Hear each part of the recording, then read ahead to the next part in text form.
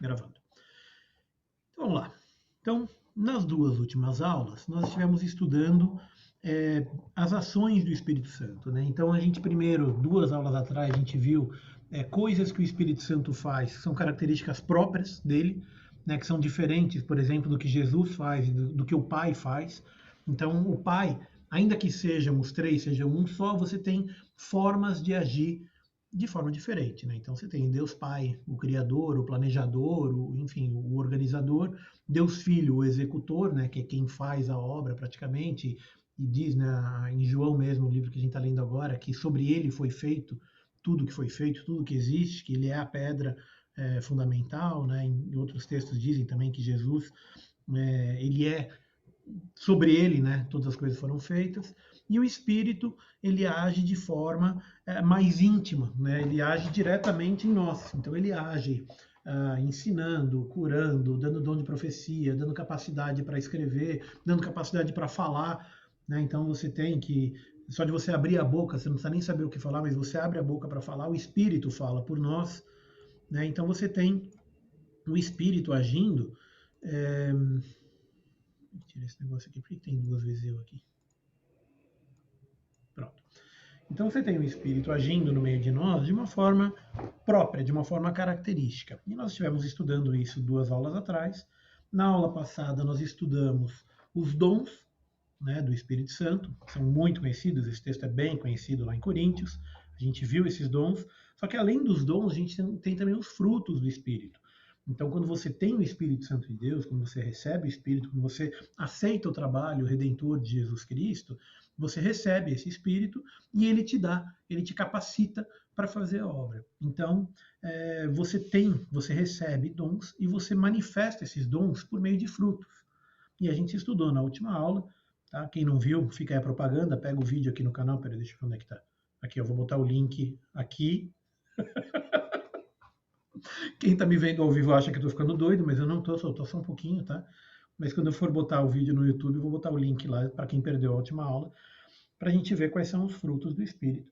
Mas, um resumo muito resumidamente, você vê que uma pessoa tem o Espírito Santo porque ela manifesta amor, porque ela manifesta compaixão, porque ela manifesta misericórdia. Então, essas formas de manifestação da bondade, né, geralmente elas são frutos do Espírito. Geralmente, eu diria que quase sempre, tá? Então, assim, você não tem uma bondade gratuita, uma pessoa não é boa inerentemente nela, né? Isso é um dom do Espírito. E outra coisa que você tem de dom, desculpa, isso é um fruto do Espírito, isso é uma consequência de quem tem o Espírito, tá? E nos dons, a gente vê também, isso a gente viu na última aula, estou só fazendo um apanhado geral, a gente vê também que você tem, cada um tem o seu, né? Então não adianta você querer ter todos, e não é a gente que escolhe. O Espírito, ele dá os dons a quem ele quer, da forma como ele tem vontade, na quantidade que ele tem vontade, no tempo que ele tem vontade, né? Então, e geralmente é para fazer a obra. Então você não recebe um dom gratuitamente, você tem um dom para usar na obra de Deus. Então aquele que tem o dom, por exemplo, de orar em línguas, então que ore para o ministério. Quem tem o dom de mestre, quem tem o dom de pastor, quem tem o dom de ensino, de administração, enfim, todos aqueles dons que a gente já viu na última aula, e a gente recebe isso para usar, né? E aí você tem aquela parábola de Jesus que fala que aquele que recebe e não usa, perde. Tá? Parábola lá dos denários, né? Que o senhor da casa dá um para um, 5 para o outro, 10 para o outro. O que recebeu 10 transformou em 20, o que recebeu 5 transformou em 10, o que recebeu em um enterrou. Aquele que recebeu um perdeu um que ele tinha.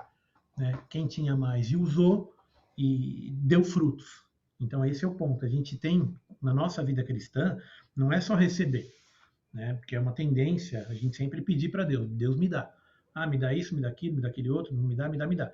Então, mas não é só receber. Receber para quê? Receber por quê? Até a cura vale para isso. Né? Quer dizer, você é curado, mas a tua cura, ela deve servir também de testemunho. Não é só você ser curado para ser curado e acabou. Né? Morreu aí o assunto. Não.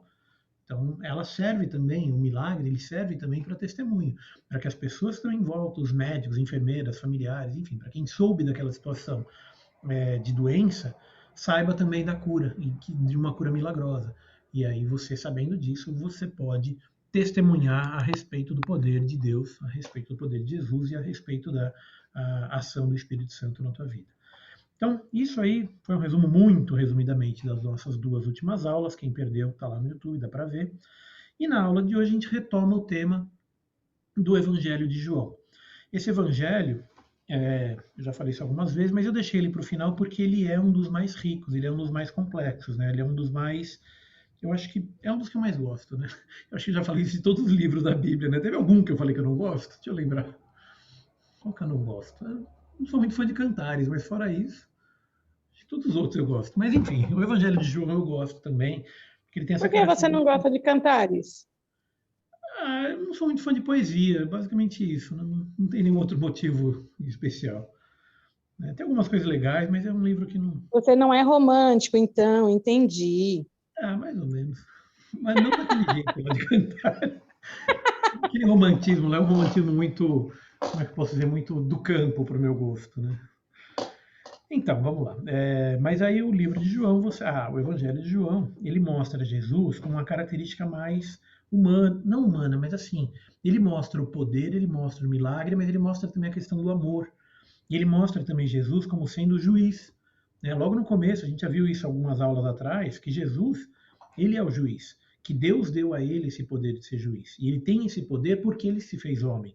Então, ele sendo homem, ele sabe o que um homem passa. E sabendo o que um homem passa, ele tem capacidade de julgar.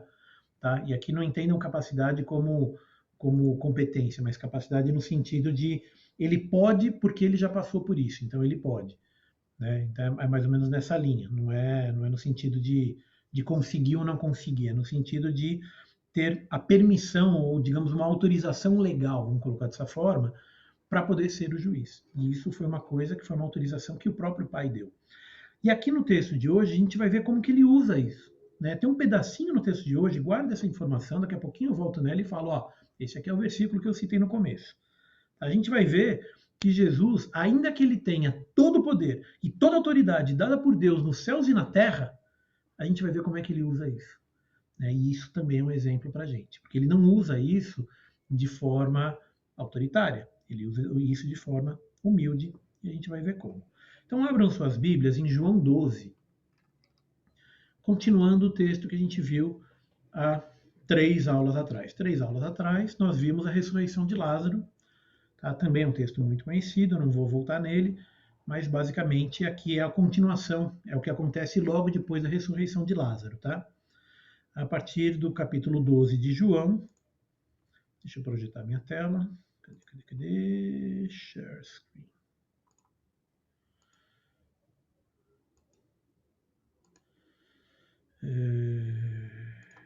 Esse aqui.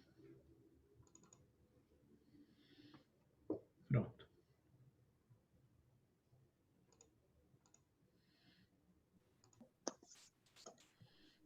Vocês estão vendo?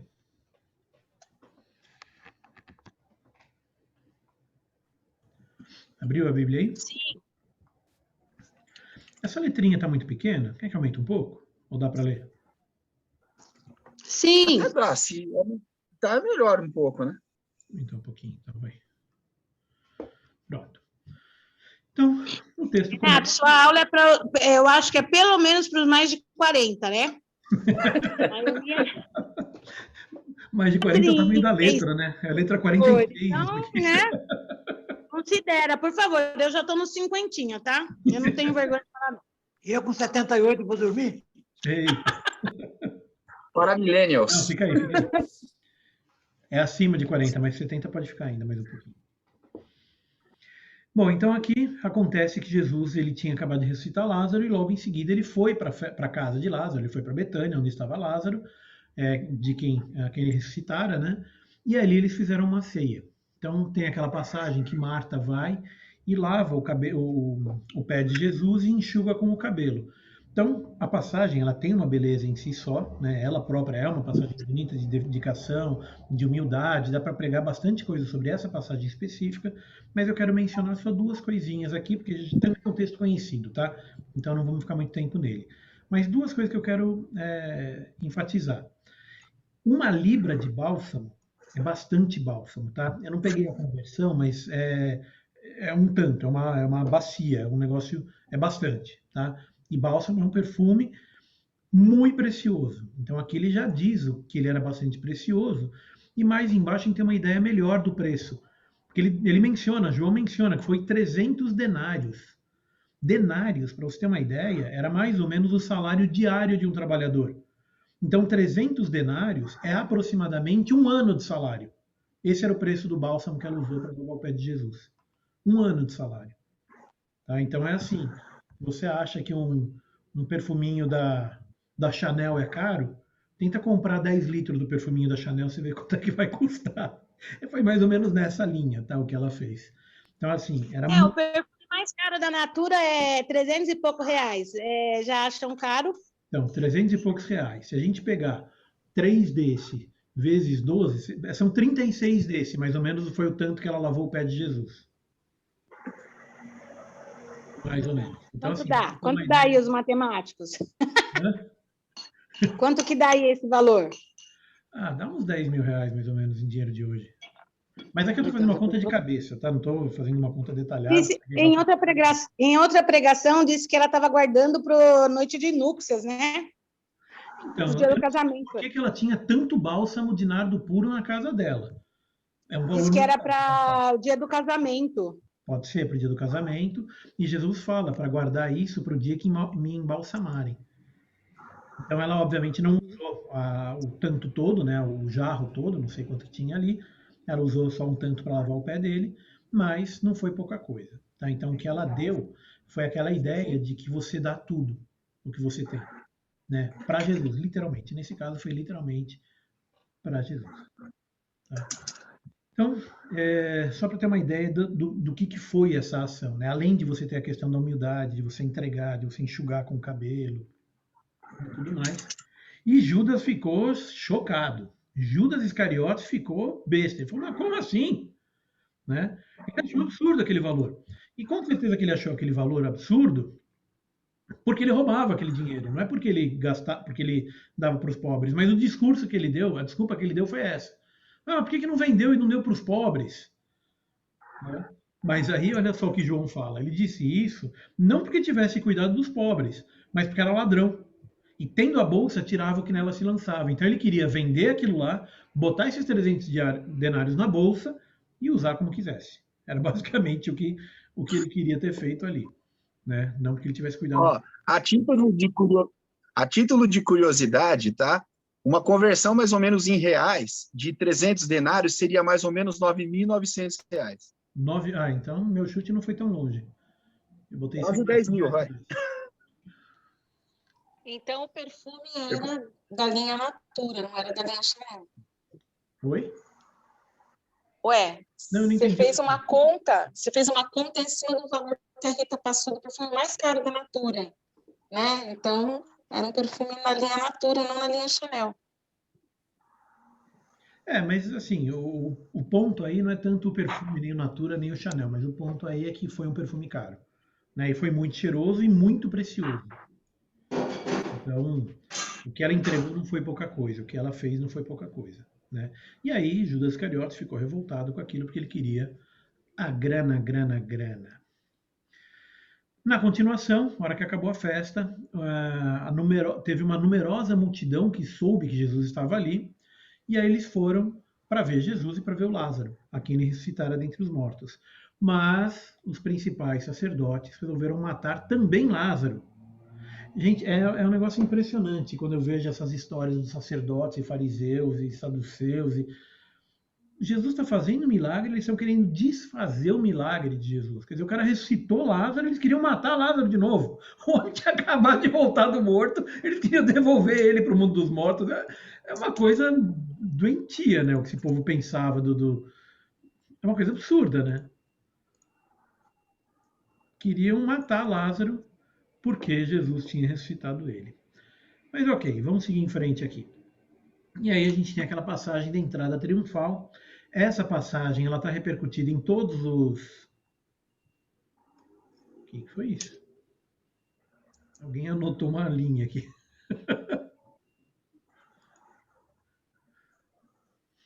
Peraí. Como é que tira esse negócio aqui? Andu. Pronto. Quem que riscou minha tela, hein? Ó, tô de olho, hein? Bom, então vamos lá. Aqui, a passagem está repercutida nos 4 evangelhos. Então, a gente vê essa entrada de Jesus em Mateus, em Marcos e em Lucas, em João.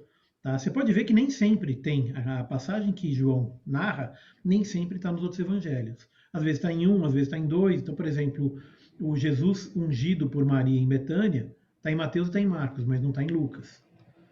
Né? A entrada triunfal está nos 3. E aqui você tem o cumprimento de pelo menos 3 profecias. Então a gente pode ver aqui que quando ele entra, o povo diz: Hosana, bendito o que vem em nome do Senhor e que é rei de Israel. Isso aqui está na profecia. A gente pode ver esse texto. Cadê? Acho que é Zacarias 9:9. É isso mesmo. Ó. Zacarias 9:9 diz: Alegra-te muito, ó filha de Sião. Exulta, ó filha de Jerusalém. Eis aí que vem o teu rei, justo e salvador, humilde, montado em um jumento, num jumentinho cria de jumenta. Isso está aqui logo em seguida. E Jesus, tendo seguido em um jumentinho, montou e está escrito. E aí vem esse texto, uma citação direta de Zacarias 9:9. Esse aqui do Hosana, eu não consigo tirar essa tela aqui de cima. Pronto. Então esse aqui está em Salmo 118. Ó, salva-nos, Senhor, nós te pedimos, ó Senhor, concede-nos prosperidade. Bendito o que vem em nome do Senhor. Então, isso aqui também é uma citação direta a uma passagem de Salmo. Hosana, bendito o que vem em nome do Senhor, e que é rei de Israel. Tá? E aí a segunda profecia que ele cumpre aqui, montado em um filho de jumenta, em um jumentinho. Tá? E olha só que curioso. Eu já falei sobre isso numa outra aula, só queria reforçar mais um pouquinho que, ó, os seus discípulos, a princípio, não compreenderam isso. Então, assim, eles estavam na vida de Jesus, eles participavam da vida de Jesus, eles viam o que Jesus estava fazendo e, mesmo assim, eles não entendiam quem era Jesus, não entendiam o que Jesus representava, o que Jesus fazia. Né? Teve várias passagens em que João comenta isso. João comenta que os discípulos viram, mas não compreenderam. Isso quando Jesus andou sobre as águas, quando Jesus fez o milagre dos pães, lá com pães e peixes, né? E os discípulos viram e não compreendiam. Quando fez alguns dos milagres, os discípulos viram, entenderam, mas sabe quando você está tão preocupado com o trabalho que você para de prestar atenção no filme? Sabe o porteiro do cinema? O porteiro do cinema está preocupado se recebeu o ticket, mas está passando o filme lá atrás e ele não está nem vendo. Era mais ou menos isso que os discípulos faziam. Eles são os porteiros do cinema. Eles estavam organizando a multidão, não deixando chegar muito em cima de Jesus e tal. Mas aí quando Jesus fazia um milagre, ele olhava e falava: o que aconteceu? Foi milagre? Ah, legal, foi milagre. Aqui é a mesma coisa. Ele viu isso tudo e eles não entenderam. Quando, porém, Jesus foi glorificado, então eles se lembraram dessas coisas e aí também eles escreveram. Né? Então, só depois da ressurreição de Cristo, só depois que Jesus foi glorificado, depois que ele subiu para o céu, é que os discípulos sentaram e começaram a conversar. Eles falaram: oh, e aquela vez que ele entrou lá em Jerusalém, hein? Pô, não teve aquele negócio da jumentinha? Ah, é verdade, a jumentinha tem o Zacarias que falou. Ah, eu imagino como é que foi a conversa deles, assim, né? O diálogo lá entre eles ali, de como é que eles enxergaram a Jesus, né? Como é que eles... O que aconteceu lá, né? Aquele dia. Ah, você lembra quando ele fez o milagre? Deve ter sido bem divertido. Bom. De sorte que os fariseus disseram interessante. Tá. Então, tinha uma grande multidão em volta. Os fariseus foram lá para matar Jesus e a Lázaro. Eles foram lá para matar. Eles não foram lá só para ver, para visitar. Eles foram para matar. Né? Mas quando eles viram que tinha uma grande multidão, aí eles falaram: não adianta nada, deixa aí. Vede que nada aproveitais. Eis, aí vai o mundo após ele. Quer dizer, está todo mundo atrás dele. Não adianta nada a gente tentar pegar ele agora, porque o povo não vai deixar. Na sequência, tem um comentário curioso aqui, que havia alguns gregos, ele não menciona quais gregos, nem de onde vieram, nem para onde foram, mas alguns gregos quiseram ver a Jesus. Qual que é a relevância desse alguns gregos? Basicamente, a gente vê por aqui que quando Paulo começou o ministério dele, alguns anos depois da ascensão de Cristo, e quando os discípulos saíram para evangelizar o mundo, né, saíram andando pelo mundo para evangelizar, eles já tinham igrejas formadas, eles já tinham as igrejas. Então, Paulo, quando ele foi visitar a região da Grécia, ele já foi direto na sinagoga ou nas igrejas. Quando a gente fez o estudo de Atos, a gente reforçou bastante esse dado, né, esse fato. Então, quando ele chegava nas cidades, ele já tinha uma igreja, ele já tinha crentes, ele já tinha gente que seguia Jesus, não em todas as cidades, mas em muitas das cidades que eles foram, já tinha crentes, inclusive em Roma. Ele já se falava da igreja de Roma, né? A igreja de Roma, a igreja de Éfeso, a igreja de Corinto. Então, não foi... Paulo, obviamente, foi lá, visitou a igreja, reforçou tudo, mas tinha alguns gregos que já criam em Cristo e que já estavam levando de volta para casa a mensagem de Cristo, as boas novas do Evangelho. Tá? E aí Jesus dá o aviso de que ele vai morrer. É chegada a hora. É chegada a hora de ser glorificado o Filho do Homem. E aí ele vai explicando, né? Por que ele precisa morrer? Porque se o grão de trigo caindo na terra não morrer, ele fica sozinho. Mas se morrer, ele produz muito fruto. Tá? Então isso aqui é uma alegoria, uma parábola do corpo glorificado. Essa ideia da semente, quer dizer, o nosso corpo hoje, o meu corpo hoje, o seu corpo hoje, ele é só uma semente. E a semente, como tal, ela é imperfeita, ela não é uma semente totalmente redondinha, bonitinha, certinha, ela tem as imperfeições. Mas quando ela cai no chão e ela vira uma flor, que ela é glorificada, aí sim que a gente vai conhecer a verdadeira vida. A vida que a gente tem aqui é só uma... como é que eu posso dizer? É um tantinho, é um grão de areia perto do que a gente vai ter no futuro. Né? Quem ama a sua vida, perde. Mas aquele que odeia a sua vida nesse mundo, preservá-la para a vida eterna. Então isso aqui é uma informação fundamental para a gente. Então a gente não deve se importar com nada que acontece. Não que não deve se importar, não é bem esse o termo. Acho que assim, eu não devo ficar tão preocupado com as coisas que acontecem aqui. Porque o pior, isso eu já falei para Paulo algumas vezes, ela vai ficar até brava comigo. Fala para ela, mas qual que é o pior que pode acontecer? É morrer? O pior que pode acontecer é também o melhor. Né? Para quem é crente, para quem acredita na vida eterna, morrer não é o pior. Pelo contrário, é aí que a brincadeira começa. Óbvio, é pior para quem fica. Né? A gente vai sentir saudade e tal. Mas para quem morreu, o morrer não é a pior coisa que acontece. Né? Não digo que você deva buscar a morte. Pelo contrário, a gente deve viver a vida com toda a abundância que Jesus nos dá, que Deus nos dá, e com tudo que a gente tem aqui.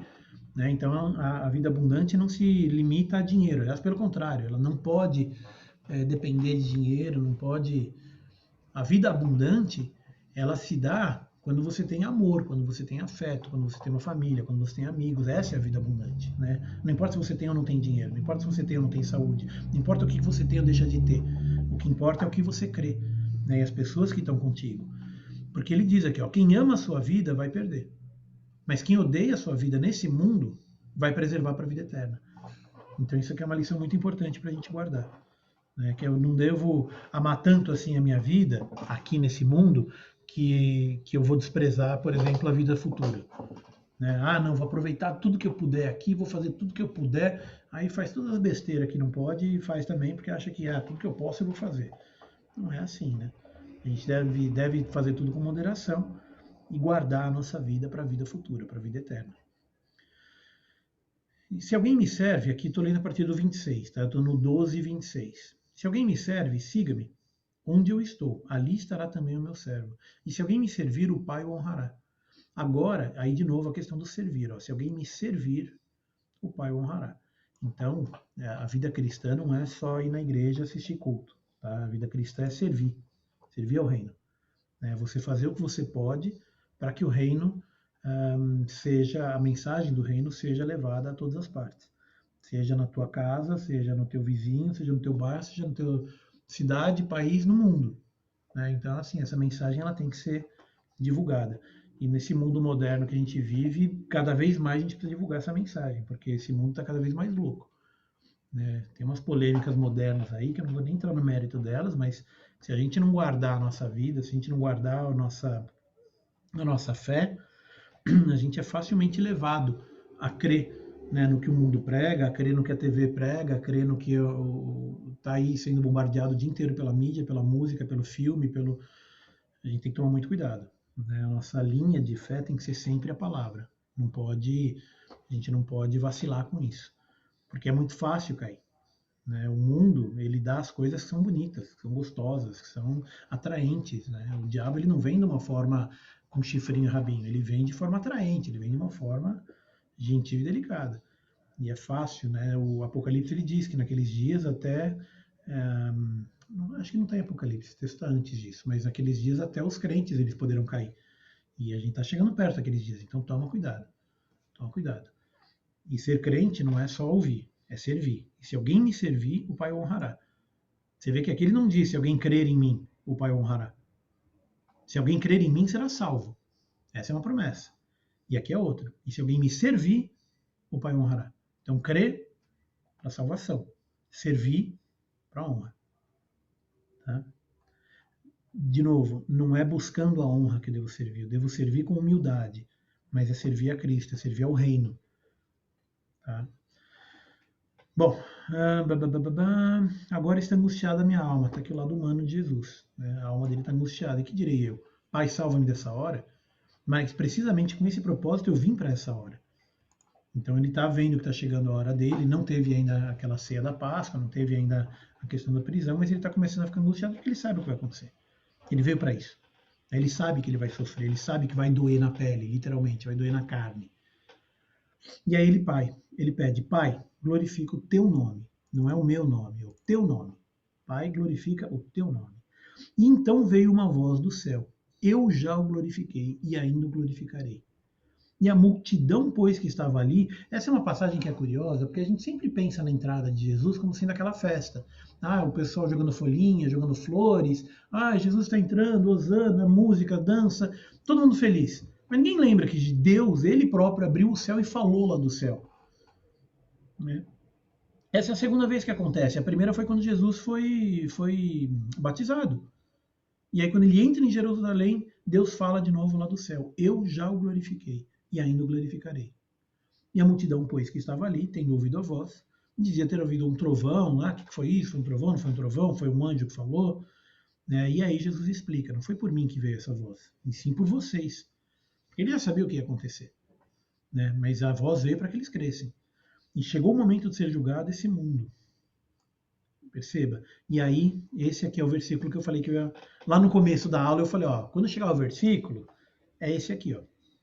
E chegou o momento de ser julgado esse mundo. Agora, o seu príncipe será expulso. E eu, quando for levantado da terra, atrairei todos a mim mesmo. E isso dizia significando o gênero de morte que estava por morrer, etc. Bom, sei que a história vai, a história vem. E Jesus, ele fala e vai embora, né? Ele fala a questão da luz, né? Para vocês acompanharem a luz, etc.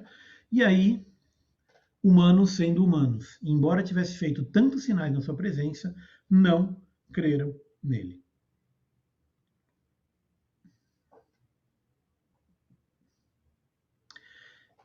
Eu fico... Ao mesmo tempo que eu fico impressionado, eu fico também pensando, né, que gente é gente, né? Gente é gente desde aquela época, não mudou. Né? Mesmo tendo visto tantos sinais, não creram nele. Então é mais ou menos o que a gente vê hoje, né? Aquelas pessoas para quem a gente prega, fala, mostra, dá o exemplo, e a pessoa não acredita, a pessoa não ouve, não presta atenção, não quer saber de Jesus, não quer saber de Deus. Então, infelizmente, isso também é uma coisa que estava profetizado. Dá uma olhada, Isaías disse, né, e aqui João cita Isaías, Senhor, quem creu na nossa pregação? E a quem foi revelado o braço do Senhor? Por isso não podiam crer, porque Isaías disse ainda, cegou-lhe os olhos e endureceu-lhes o coração, para que não vejam com os olhos nem entendam com o coração, e se convertam e sejam por mim curados. Então aqui ele tem aquela ideia de que as pessoas elas simplesmente vão ver, mas não vão entender. Eles sabem que Jesus é. Eles sabem quem Jesus é. Eles sabem, nessa época, nesse ponto aqui, eles já sabiam que Jesus era o Cristo. Lembra, na primeira aula, primeira ou segunda aula que eu dei de João, que eu falava, nesse ponto eles ainda não sabiam que Jesus era o Cristo. Eles ainda não sabiam quem era Jesus, ainda não tinham visto o que Jesus tinha feito. Aqui não. Aqui ele já estava no fim do ministério dele, já tinha passado lá os 2 anos e meio, quase 3 anos. Então, nesse ponto, eles já sabiam quem era Jesus, qual a capacidade dele, a quantidade de milagres que ele tinha feito, né? Foram muitos mais dos que os que foram listados na Bíblia. O próprio texto de, se não me engano, de Mateus menciona isso, né? Que muitas outras coisas Jesus fez e que se a gente fosse escrever não ia caber livro no mundo de tanta coisa que Jesus fez. Então, nesse ponto, aquele povo de Jerusalém já tinha ouvido falar de Jesus, já tinha visto Jesus, já tinha ouvido a palavra de Jesus, já tinha visto os milagres de Jesus, né? E mesmo tivesse feito, embora tivesse feito tantos sinais na sua presença, não creram nele. É triste, mas a gente tem que tomar cuidado com hoje em dia, tá? Porque a gente vê os milagres, a gente vê Jesus, a gente vê o Espírito, a gente vê a ação de Deus, né? E tanta gente não crê. E você vê que é assim já há 2000 anos, né? Não é só hoje. A gente fala, ah, não, mas hoje o mundo está mais longe de Deus. Não, porque hoje o mundo está pior. Porque hoje o mundo, eu acho que, assim, minha humilde opinião, acho que o mundo sempre foi ruim do jeito que ele é e não vai ser diferente no futuro também. Ah, mas hoje tem guerra. Antigamente tinha também. Ah, hoje tem doença. Antigamente tinha mais. A gente morre cedo. Antigamente morria com 30 anos. Então, assim, o mundo continua sendo mundo e pessoas continuam sendo pessoas. Ah, tem mais tecnologia, é verdade. Tem um monte de tecnologia. Mas gente continua sendo gente. Continua não crendo em Deus, continua não fazendo o que é certo, continua não fazendo o bem. A gente usa essa tecnologia, esse conhecimento, isso tudo para o mal. Existe uma tendência ainda a usar isso tudo que a gente consegue desenvolver e criar para o mal. Infelizmente, isso ainda acontece. Tá? Por outro lado, tentando ser um pouco mais positivo, a gente pode ver aí que, mesmo tendo essa questão do Covid, os governos do mundo inteiro se uniram, criaram a vacina, o mundo inteiro está sendo vacinado, uns um pouco mais, uns um pouco menos, um demora um pouco mais. Hoje está vendo que o Haiti nem começou, o Brasil está mais ou menos na metade, tem países que já estão mais avançados, mas enfim, o fato é que esse conhecimento científico e tecnológico está sendo usado para o bem também. Então a gente não precisa ficar tão desanimado, falando, é tudo usado para o mal. Não, não é tudo. Tem muita coisa que é usada para o mal, mas ainda tem bem nesse mundo. Mas aí eu acabei derivando, acabei indo para outro caminho. Vamos voltar aqui para João. Então aqui está falando, que embora tivessem visto, muitos não creram neles, mas no 42 ele diz, contudo, muitos dentre as próprias autoridades, e aqui ele está falando dos fariseus, creram nele. Mas por causa dos fariseus, não confessavam, para não serem expulsos da sinagoga. Tá? Então quando ele fala próprias autoridades e fariseus, ele sempre põe um contraponto entre um e outro, as autoridades e os fariseus como sendo coisas diferentes. Ou você pode reparar que às vezes ele fala os judeus e os fariseus, também como sendo grupos diferentes. E era realmente, porque o fariseu era um grupo organizado, e esse grupo organizado, ele tinha lá suas próprias regras, como todo grupo tem. Tá? Mas nesse caso, os fariseus eles dominavam o templo, dominavam as sinagogas. Então quem cresce ou confessasse a Jesus era expulso da sinagoga. A gente viu isso, acho que há 2 ou 3 aulas atrás, quando teve essa ordem, quando os fariseus viram que Jesus era o Cristo e não quiseram crer na ressurreição e nem na ressurreição de Lázaro e tudo mais, eles falaram, vou matar esse cara, ele é um herege, ele não é o Cristo, e quem confessar o nome dele vai ser expulso da sinagoga. Isso foi uma ordem que a gente viu aqui no próprio Evangelho de João. Então quem creu não confessou, por causa dos fariseus. E aí a explicação de João, porque amaram mais a glória dos homens do que a glória de Deus. Então, por medo dos amigos, se eu confessar Jesus, vou perder meus amigos. Mas você lembra que a palavra diz, que aquele que não confessar, como é que é? Que mais vale você perder um braço e ir para o céu do que você ir para o inferno com o corpo inteiro. Arranca o olho, se você pecar, arranca o olho, porque é melhor você ir para o céu cego do que ir o corpo inteiro para o inferno. Nesse caso, eles amaram mais a glória dos homens do que a glória de Deus. Então, não quiseram confessar Jesus. E a gente sabe o que acontece. Bom, aí continuação, só para a gente terminar a aula de hoje. E Jesus clamou dizendo, quem crê em mim, crê não em mim, mas naquele que me enviou. E quem me vê a mim, quem me vê a mim, vê aquele que me enviou. Tá? Eu vim para a luz do mundo. Eu vim como luz para o mundo, a fim de que todo aquele que crê em mim não pereça, não permaneça nas trevas. Se alguém ouvir as minhas palavras e não as guardar, eu não o julgo. Olha só a questão do julgamento que eu mencionei também no começo da aula. Olha só, ele tinha todo o poder e toda a autoridade dado pelo Deus Criador do universo e da Terra para julgar. Ele mesmo diz isso no começo do Evangelho de João, que ele recebeu esse poder de juiz. Mas perceba como que ele usou o poder de juiz. Se alguém ouvir as minhas palavras e não as guardar, eu não julgo. Ele tinha o poder para isso, mas ele não fez isso. Ele foi humilde. Porque eu não vim para julgar o mundo, e sim para salvá-lo. Está aí a explicação. Então ele não quer que as pessoas sejam julgadas, ainda que ele tenha poder e autoridade para isso. Mas não é isso que ele quer. Ele quer salvo. Ele quer que as pessoas sejam salvas. Eu, você, todo mundo. Porque eu não vim para julgar o mundo, e sim para salvá-lo. Quem me rejeita, ele explica, né? Quem me rejeita e não recebe as minhas palavras, tem quem o julgue. A própria palavra que tenha proferido, essa o julgará no último dia. E que palavra que é essa? Porque eu não tenho falado por mim mesmo, mas o Pai que me enviou, esse me tem prescrito o que dizer e o que anunciar. E eis que o seu mandamento é a vida eterna. As coisas, pois, que eu falo, como o Pai me tem dito, assim falo. Tá? Então aí você percebe de novo a ligação e o relacionamento entre o Pai, o Filho e o Espírito Santo.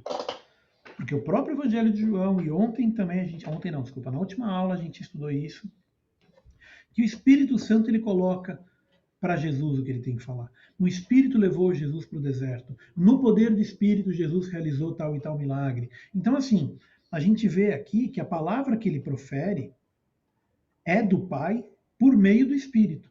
E ele anuncia. Então, você percebe a ligação dos três? Você tem aí o Pai, o Filho e o Espírito Santo, de novo, num relacionamento íntimo. Quer dizer, a palavra que Jesus fala não é dele, é do Pai. E isso é feito através do Espírito. O milagre que ele realiza não é por ele, é por ordem do Pai por meio do Espírito. Então, os três, de novo, eles estão em uma só ação, em um só movimento. Os três são um. Tá? Bom, então, vamos parar por aqui. A gente já está chegando perto da hora. Não vou entrar no lava-pés ainda. A gente vê lava-pés, humildade e a traição na próxima aula. E aí a gente faz mais uma com a história da crucificação. Tá? Então, na história da crucificação, a gente não vai fazer capítulo por capítulo, como a gente tem feito agora. Na história da crucificação, a gente vai pegar a história inteira e eu vou pegar alguns pontos mais importantes, mais relevantes, a gente vai passar direto até o fim, tá bom? E com isso a gente deve terminar o Evangelho de João em mais 2 ou 3 aulas, tá bom? Mas por hoje eu vou parando por aqui. Antes de eu encerrar, alguém quer fazer algum comentário adicional? Quer fazer alguma pergunta? Lembra de tirar Semana passada, acho que alguém tinha comentado, né, que a gente ia estudar um pouco sobre os dons do Espírito. Acho que era isso, né? Isso, isso foi 2 aulas atrás. A gente estudou os dons do Espírito na aula passada. Na terça-feira, viu? Porque eu anotei, eu acho que eu não... Esquece que eu falei, abstrai. Não, mas ó, tá no YouTube, tá aqui no link, tá? Eu vou deixar o link aqui. Ah, tá. Ó, quietinho. Vou fazer igual o dia que eu quis cantar e ó, quietinho. Não, a gente viu já na última aula os dons e os frutos do Espírito. Né? Então você tem os dons, que é aquele poder que você recebe do Espírito para poder agir, e o fruto é a consequência daquilo que você exerce, aquele dom que você pratica, ele tem como fruto, né, os frutos do Espírito. Então a gente viu isso aí na última aula, na aula da semana passada. Tá bom? Mas se alguém quiser pegar um tema específico na próxima aula, aí a gente dá mais uma parada, a gente pula João na próxima, trata desse tema, e aí na outra a gente retoma João até encerrar. Tá bom? Manda para mim pelo WhatsApp, ou agora, se já tiver na cabeça, se não, manda para mim pelo WhatsApp, e a gente dá uma olhada. Tema bem interessante, que até falamos em aulas anteriores, bem anteriores, e assim, é muito curioso e é bom saber a questão de, parece, enfim, eu acho importante, que é a questão de seitas e heresias, né? Para a gente, de repente, não fazer bobagem pensando que está fazendo coisa certa. Eu já li sobre isso, é um tema que eu acho dinâmico, acho bom ser estudado. Pode ser uma boa. A gente abordou esse tema de seitas e heresias, eu acho que já faz mais de um ano. A gente já está em julho. Eu acho que foi no começo do ano passado, talvez até um pouco antes disso, mas é um tema realmente que sempre está se renovando, então é legal a gente dar uma revisada nisso aí, né? Em 1 ou 2 aulas, porque tem bastante coisa que são seitas não cristãs, né? Mas o problema não são tanto essas, porque essas são, digamos, óbvio que não são tão cristãs.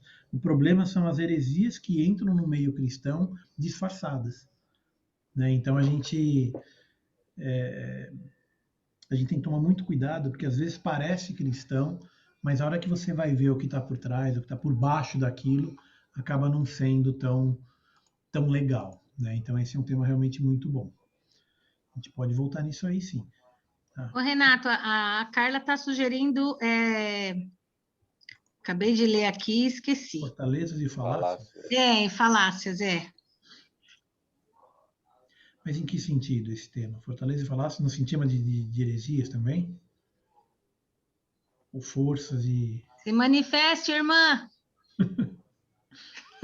Abre o microfone. Ela vai responder. Não, é porque meu filho está aqui na sala fazendo uma bagunça e é ruim ligar o áudio porque atrapalha. Não, então, eu tenho um desejo de estudar sobre essas fortalezas da mente, sobre os enganos que Satanás coloca na cabeça das pessoas, né? E isso, quem, né, vai junto na cabeça do cristão, que ele continua achando que aquilo ali é uma verdade, e de fato não é um engano. Seria mais ou menos nesse sentido. Deixa eu ver se eu entendi. Seria assim, tipo, pessoas que falam assim, ai, tudo é do diabo. Aquele filme é do diabo, a Disney é do diabo, não sei o que, essas coisas. Põe tudo a culpa no diabo Não, e aí mistura tudo. Não. É mais ou menos assim, por exemplo, eu vivo numa família que tem um contexto, tem um entendimento sobre determinadas, como é que fala? Culturas e condutas, e, na verdade, isso é um engano do inferno, esse ensinamento que essa família tem, né? Seria uma tradição, então? Seria como se fossem assim, as tradições, os costumes, algumas coisas eu tenho visto que são engano, e se torna fortaleza na cabeça das pessoas e dificulta, às vezes, acreditar na palavra, dificulta receber uma revelação, dificulta ela até acreditar, né? Receber, se converter. Eu tenho visto mais ou menos isso. E aí é que eu não sei explicar direito como seria. Quando você falou para eu me manifestar, eu falei, ai meu Deus, isso tudo. É mais ou menos isso, não sei, ficou claro. Ajuda aí, Renato. Eu acho que eu entendi a ideia, né? A gente tem, culturalmente falando, algumas ideias sobre Deus e sobre o mundo que não são necessariamente conforme a palavra de Deus, conforme a Bíblia. Eu acho que é nessa linha que você estava querendo, Carlos, mais ou menos nessa ideia, a gente pegar essas coisas que são culturais e que a gente acaba aceitando como sendo naturais e que não são. Né? Às vezes a gente aceita algumas coisas. Heresia também? Heresia, né? Então, eu acho que foi mais ou menos nessa linha que ela tinha falado. Né? Algumas heresias, são... Isso. É que tem algum tempo que eu venho ouvindo e estudando algumas coisas, e eu tenho visto muito essa palavra, fortalezamente. E eu tenho tentado entender, é como se eu estou tentando fazer mais ou menos um inventário do que seriam essas fortalezas na mente, para usar isso como estratégia, entendeu? Na luta do cristão, né? Lá em Efésios 6, fala que a nossa luta é contra as trevas, né? Não é contra as pessoas, mas contra as trevas. E aí, às vezes, essas fortalezas na mente fazem uma confusão na cabeça das pessoas a respeito de quem é Deus. Eu ouço muita gente falando, nossa, mas tem isso na Bíblia, eu não sabia. Ah, mas eu não gosto, eu nem ouço, eu nem assisto, nem leio a Bíblia, porque eu não concordo com isso. Então, existem algumas coisas que são plantadas na mente, no coração das pessoas, a partir da cultura dela, a partir do ensinamento que ela tem dentro da casa dela, que naturalmente parecem coisas assim boas, mas que se você for ver a raiz daquilo ali, ela é de trevas. E eu tenho visto muito engano ouvido muitas pessoas falarem disso e visto também. E aí eu queria... Você pegou um tema caprichado, hein, Carla? Eu vou dar uma olhada nisso aí, eu vou ver o que a gente consegue fazer, e aí eu vou conversar contigo ao longo da semana, ou então na próxima aula a gente elabora um pouco melhor isso aí, tá bom? Mas esse tema é bom. Combinado. Então tá bom. Então, pessoal, vamos encerrando por aqui. Eu vou encerrar com uma oração, então, para que Deus nos abençoe, guarde e proteja. E vamos orar. Pai bondoso, eu te agradeço pela aula de hoje, eu te agradeço pela tua palavra, eu te agradeço porque a gente consegue ainda hoje receber tudo que Jesus falou naquela época, não tudo, mas as partes mais importantes a gente tem acesso até hoje. E é tão rico e é impressionante, porque cada vez que a gente lê, a gente aprende uma coisa nova, não importa se eu ler esse texto 20 vezes, na 21ª a gente aprende uma coisa nova, e os segredos e os detalhes, né, da tua palavra, Pai, são tão profundos que quanto mais a gente cavar, mais a gente vai encontrar, né? Quanto mais a gente cavar, então nos ajuda a transformar esse conhecimento em sabedoria, Pai, para que a gente possa transformar, né, o que a gente ouviu, o que a gente aprendeu em ações do dia a dia. É isso, no final das contas, que importa, né? A gente agir conforme os ensinos de Cristo, mais do que só aprender e entender e acreditar, mas também trabalhar para o reino, né? Não só acreditar na palavra, mas servir, né? Agir como servo do reino também, para que o reino seja divulgado e crescido, e que as pessoas conheçam, né, o poder e a honra e a glória de Jesus, e que possam crer. Nos ajuda, Pai, nos ajuda a aprender sobre a Tua palavra, que a gente possa usar na nossa vida e na vida dos outros também, Pai, que a gente possa ensinar. Eu te agradeço por esse tempo precioso que a gente tem, em nome de Jesus, Pai querido. Amém. Amém. Deus abençoe a todos, guarde e proteja, e a gente se vê na terça. Amém. Amém. Paz, Senhor. Boa noite. Boa noite. Paz, amadinhos e amadinhas. Na paz, irmãos.